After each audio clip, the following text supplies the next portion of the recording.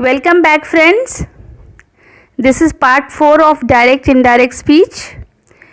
Here we'll discuss imperatives with let or let's.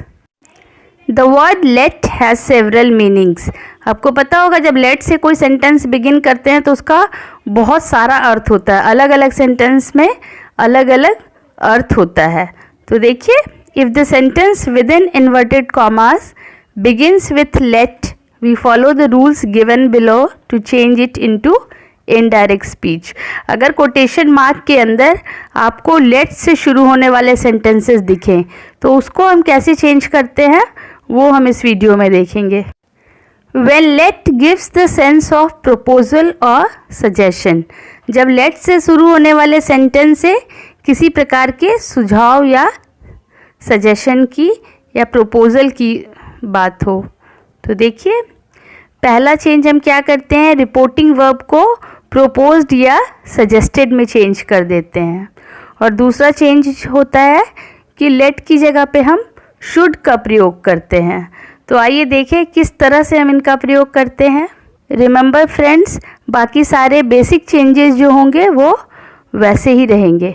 Change of pronoun का या change of other parts का या change of tense का, उनके चेंजेस वैसे ही फॉलो करेंगे जैसे मैंने फर्स्ट पार्ट में डिस्कस किया है. Let's practice.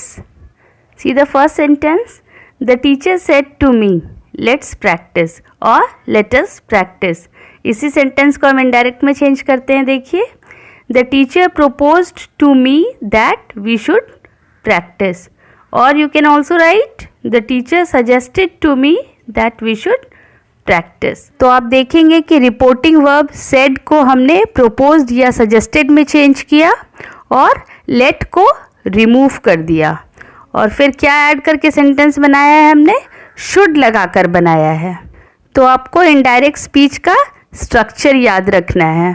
सबसे पहले रिपोर्टिंग वर्ब को प्रोपोज्ड या सजेस्टेड में चेंज करेंगे, फिर कनेक्टर दैट लगाएंगे, फिर प्रोनाउन लगाएंगे और फिर शुड लगा के वर्ब का फर्स्ट फॉर्म यूज़ करेंगे. See the next example. He said to his friends let's move from here. तो कैसे इनडायरेक्ट बनाएंगे, he proposed to his friends that they should move from there. Here indirect speech में there हो जाता है. Next example देखिए, I said to him let's attend the classes. तो indirect कैसे बनाएंगे, I proposed to him that we should attend the classes. See the next. I said to them, let's help the needy. तो क्या बनाएंगे, I suggested to them that we should help the needy.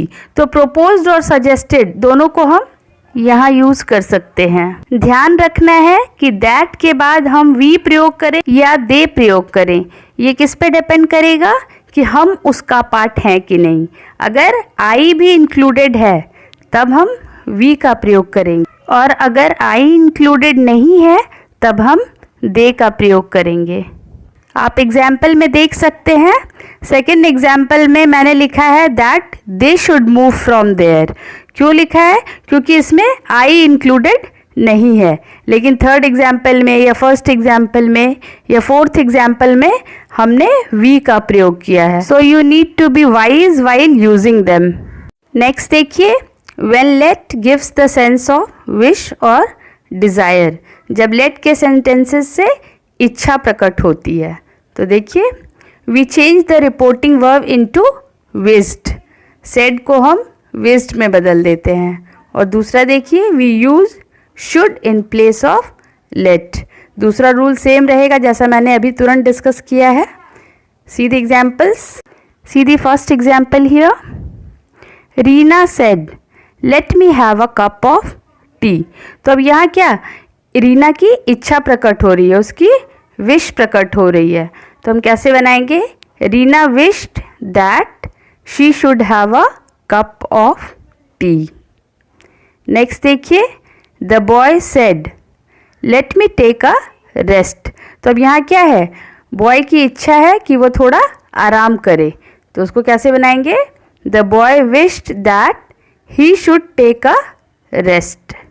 Next देखिए, I said let her be my teacher, मतलब मैंने इच्छा प्रकट की कि वो मेरी शिक्षक हो। तो कैसे बनाएंगे? I wished that she should be my teacher. Next देखिए, the citizens said let there be peace. Indirect बनाएंगे कैसे? The citizens wished that there should be peace. Let us see another case when let gives the sense of allow, advice और order। जब sentence से अनुमति देने की बात या सलाह देने के लिए या आज्ञा देने की बात कही गई हो, है ना, ऐसा सेंस आ रहा हो, उस केस में हम रिपोर्टिंग वर्ब को ऑर्डर्ड में या एडवाइज्ड में या रिक्वेस्टेड में चेंज करेंगे और फिर रिपोर्टेड स्पीच को टू से शुरू करेंगे, मतलब यहाँ कनेक्टर फिर टू हो जाएगा। Here you will find that other persons are used in place of us. तो ऐसे केसेस में या ऐसे सेंटेंसेस में आप देखेंगे कि लेट अस की जगह पर लेट के साथ कोई दूसरा पर्सन का प्रयोग हुआ है। Let's move to the examples. अब पहला देखेंगे हम तरीका लेट को यूज़ करके बनाने का। देखिए, the girl said to his brother let me play with your toys.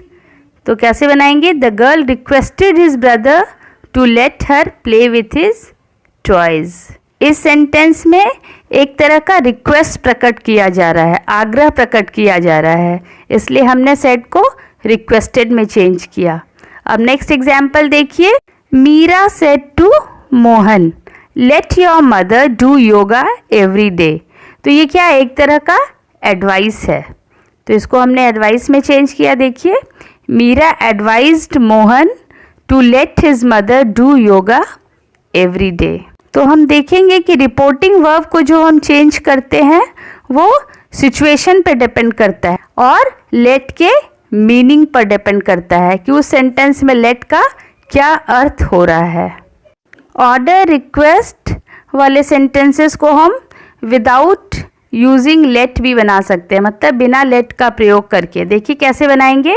The bank manager said to the peon let the customers enter.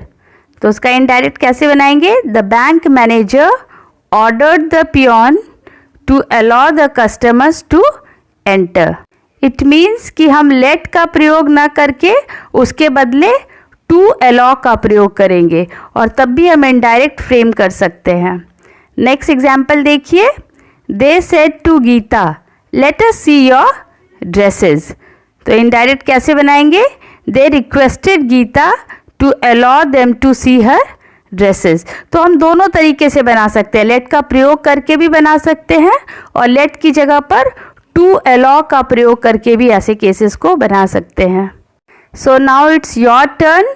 I have given you 10 questions to solve. Practice them at home and see how many of them you can do. I'll see you soon with the next part.